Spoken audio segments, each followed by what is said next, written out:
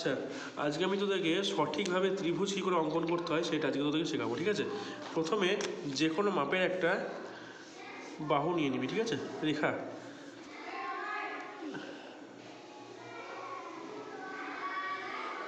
নিলাম, এটা কত সেন্টিমিটার নিলাম? 7 সেন্টিমিটার। ঠিক আছে, কত সেন্টিমিটার নিলাম? 7 সেন্টিমিটার। এবার কী করবো, এই যে রুল কম্পাসটা আছে এটার সাহায্যে আমি মাপটা নিয়ে নেবো ঠিক এখান থেকে এই পর্যন্ত।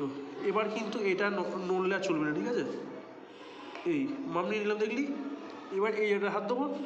ঠিক আছে, এই একটা দাগ টানবো, একই রকমভাবে এই বিন্দুতে রেখে এই একটা দাগ টানবো। ঠিক আছে, এবার এই যে বিন্দুটা তৈরি হলো না, এটার সঙ্গে এটা মিলিয়ে দেবো।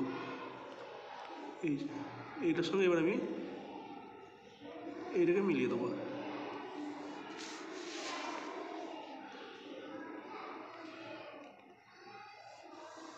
বাস, এই হয়ে গেল আমাদের ত্রিভুজ। এবার আমি নাম দিয়ে দেবো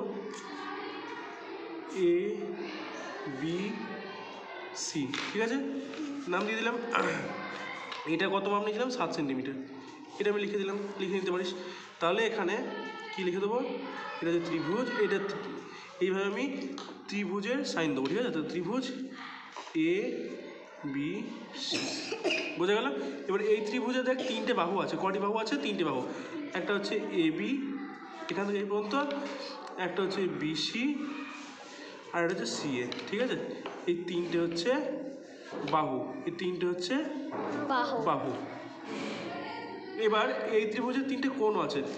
এই একটা কোণ, অর্থাৎ দুটি বাহু, এই একটা বাহু আর এই বাহুটা মিলছে কোথায়? এই জায়গাটাতে। তাহলে এখানে একটা কোণ তৈরি হচ্ছে, তাই তো? তাহলে এই মিডিলে যে কোণটা যে জায়গায় থাকবে সেখানটা, সেই নামটাকে আমি মাঝখানে রাখবো। যেমন ধর কোণ সি এ বি, কোণটাকে আমি এই চিহ্ন দিয়ে প্রকাশ করবো। তো কোণ সি এ বি, এই একটা কোণ দাঁড়ালো। আবার কোণ এ বি সি, এটা ওটা দাঁড়াবে। কোণ এ বি সি, এটা ওটা দাঁড়াবে। আবার একটা কোণ বি সি এ, বি সি এ, এটা একটা দাঁড়াবে। ঠিক আছে, তাহলে এটা সমগ্র একটা ত্রিভুজ অঙ্কন করলাম। এই ত্রিভুজে 3টি কোণ দেখতে পেলাম। এইটা হচ্ছে কোণ, আর এই 3টে হচ্ছে বাহু। ঠিক আছে, তাহলে 3টে কোণ কী কী? একটা সি এ বি, একটা এ বি সি, একটা বি সি এ। 3টি কোণ পেলাম, 3টি বাহু পেলাম। এ বি একটা বাহু, বিসি একটা বাহু, সি একটা বাহু। ঠিক আছে, এটা গেল। এটা আমি তাহলে কীভাবে আঁকলাম নিশ্চয়ই তোরা বুঝতে পারলি।